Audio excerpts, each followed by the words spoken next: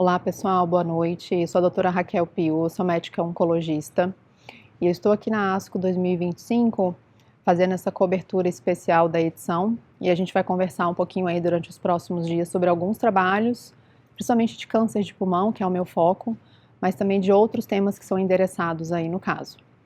E hoje a gente não teve aí uma grande aula sobre câncer de pulmão, mas a gente teve um workshop bem interessante falando sobre comunicação na fase final da vida dos nossos pacientes, né? Então, por que que nesse momento é tão difícil a gente ter essas conversas com os pacientes?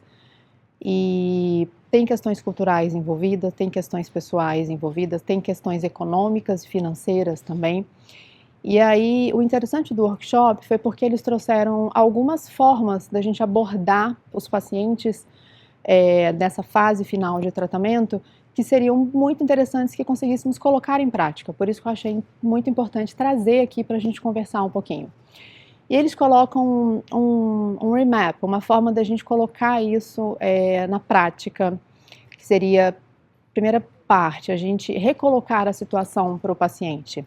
Então, por exemplo, que o paciente reconheça a extensão da doença, e a gente possa perguntar para o paciente o que ele está entendendo do que está acontecendo, do que ele está vivenciando e do que ele espera daqui para frente.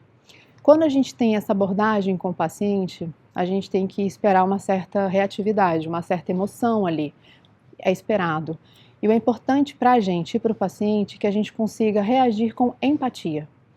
Então, frases do tipo, esperaria que fosse diferente, eu estou aqui com você, e não consigo imaginar o quão difícil é o que você está passando.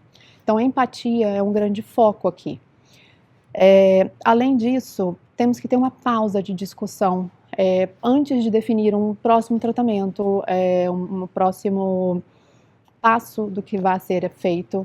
Na verdade, a gente tem que discutir quais são os valores do paciente, né? Então, perguntar sobre valores, perguntar sobre expectativas, sobre suas preocupações, são muito importantes nesse envolvimento do paciente, nessa fase aí final de conversação sobre o fim de vida.